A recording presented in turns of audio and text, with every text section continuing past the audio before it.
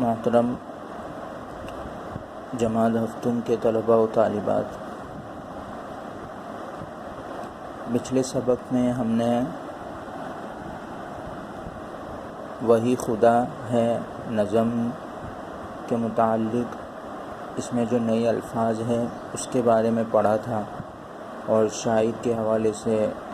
ہم نے کچھ پڑھا تھا۔ آج کا جو سبق ہے وہ سبق یہ ہے کہ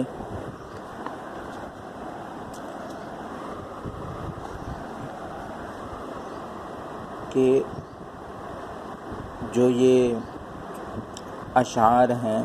اس اشعار کا مطلب کیا ہے، اشعار کی تشریح کیا ہے، اس حوالے سے ہم آج سبق پڑھیں گے۔ دیکھیے، سب سے پہلا جو شعر ہے، کوئی تو ہے جو نظام ہستی چلا رہا ہے، وہی خدا ہے،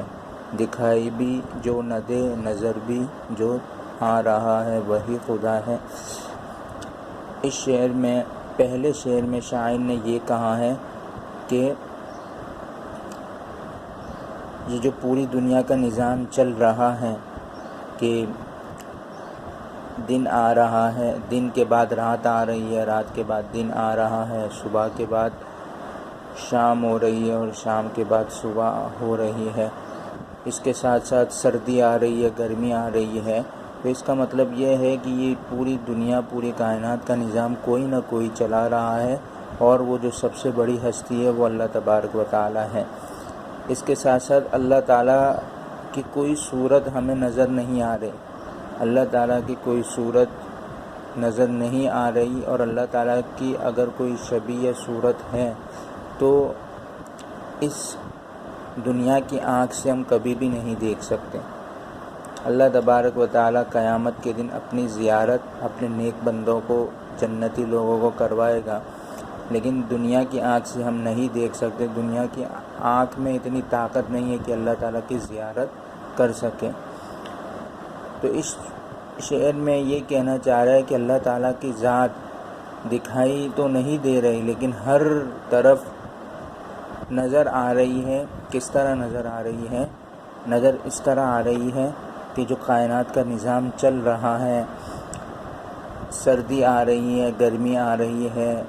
موسموں کی جو تبدیلی ہو رہی ہے، یہ چیزیں ہمیں نظر آ رہی ہیں۔ تو اس کا مطلب یہ ہے کہ یہ سب کچھ اللہ تبارک و تعالی کر رہا ہے۔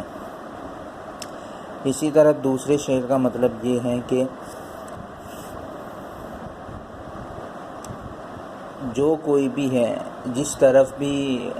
جو حالات بھی ہو، چاہے اچھے حالات ہو، برے حالات ہو، جو بھی کوئی کام کر رہا ہے، اس کو کام کرنا ہے، تو اس کام میں بہتری کے لیے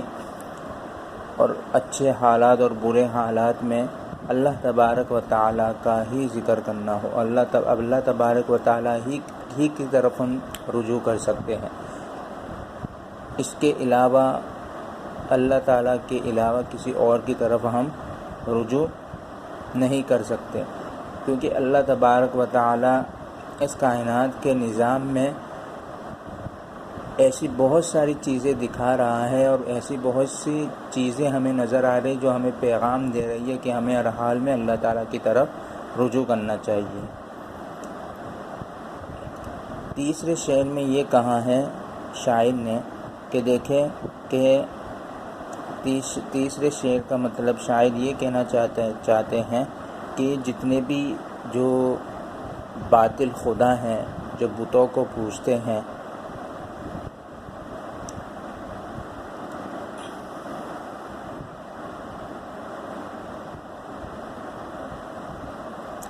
اللہ تبارک و تعالیٰ کو ان باطل خداؤں میں ہم اللہ تعالیٰ کو ان پتھر کے بنائے ہوئے بتوں میں ہم تلاش نہیں کر سکتے۔ اگر اللہ تبارک و تعالیٰ کو تلاش کرنا ہے، اللہ تبارک و تعالیٰ کے بارے میں ہمیں سوچنا ہے، تو بدلتے ہوئے موسموں میں سوچے کہ اتنا بڑا ایک دم سردی ہوتی ہے، پھر گرمی آ جاتی ہے، پھر گرمی ہوتی ہے تو پھر سردی آ جاتی ہے۔ وہی پنکھا، وہی اے سی ہمیں گرمی میں گرمی یا اے سی کی ٹھنڈک، پنکھے کی ہوا گرمی میں اچھی لگتی ہے، لیکن سردی میں وہی اے سی کی ٹھنڈک اور وہی پنکھے کی ہوا ہمیں زہر لگنے لگتی ہے۔ یہ نظاموں کی تبدیلی یہ اللہ تبارک و تعالی ہمیں دکھا رہا ہے۔ اللہ تبارک و تعالی کو اگر تلاش کرنا ہو تو ان تبدیلی میں جو تبدیلی ہو رہی ہے، ان تبدیلی میں دیکھو کہ اتنی بڑی تبدیلی کوئی یہ پتھروں کے بت نہیں کر سکتے، بلکہ کون کر سکتے ہیں؟ اللہ تبارک و تعالی کی ذات کر سکتے ہیں۔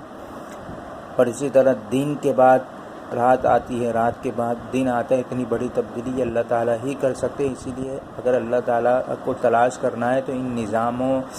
کی جو تبدیلی ہو رہی ہے اس میں تلاش کریں، اور جب ہم تلاش کریں گے تو اس نتیجے پر ہی پہنچیں گے اللہ تبارک و تعالیٰ ہی ہمارا معبود ہے اور اسی کی ہی ہمیں عبادت کرنی چاہیے۔ یہ تیسرے شعر کا مطلب ہے۔